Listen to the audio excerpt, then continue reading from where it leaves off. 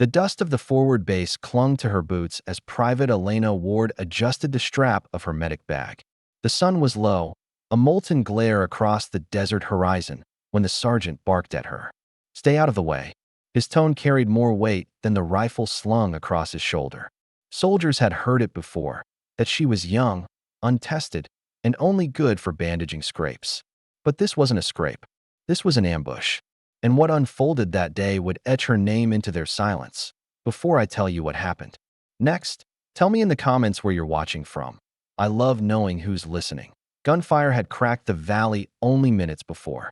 Smoke still bled into the air, thick and metallic, stinging the lungs of everyone who dared breathe. Elena's fingers trembled as she tightened a tourniquet around a corporal's leg. His eyes darted toward her, wide with the kind of fear soldiers never admit. She whispered, steady and low, "You're not dying today. Not while I'm here." But the sergeant wasn't watching her save lives. He was watching the horizon, waiting for the extraction chopper. His words had cut deeper than the sound of gunfire. "Out of the way, rookie." Still, Elena refused to back down. Each cry for help pulled her forward. She knelt in the dirt, her knees raw, her uniform smeared in red that wasn't all hers. Around her, the squad exchanged grim looks. Some muttered that she was reckless. Others said she was too soft to last. But then came the roar. A low thrum. The ground quivered. Dust spiraled upward. The extraction bird was coming. The sergeant lifted a hand, signaling everyone to form perimeter. Yet when the helicopter finally descended, every pair of eyes turned. Not to him, but to her, because it wasn't the squad's frequency code that had brought that bird. It was hers. Moments earlier, when radio lines crackled with static and hope faded, Elena had broken protocol. She used the emergency channel, relaying coordinates with a voice steady enough to convince command that there was still a chance to save the wounded. She thought no one had noticed.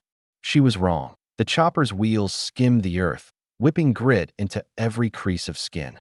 The side door slid open, and through the dust and noise, a hand stretched out, not to the sergeant, but to her. The pilot's voice cut over the roar. "Medic Ward, you're up front. Command wants your eyes on these men." For a heartbeat, the entire squad froze. Even the sergeant's jaw tightened, disbelief shadowing his face.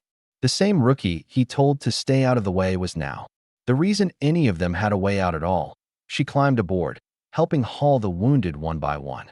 Her arms ached, her vision blurred, but she didn't stop. And with every soldier lifted into safety, silence fell heavier. Respect doesn't arrive with applause. It arrives with stillness, with the unspoken understanding that someone has earned their place. Inside, Elena's thoughts tangled between pride and guilt. Had she disobeyed too far? Would command see her courage as insubordination? Yet when the last soldier was secured, the sergeant met her gaze. For the first time, his voice was softer. "You saved them."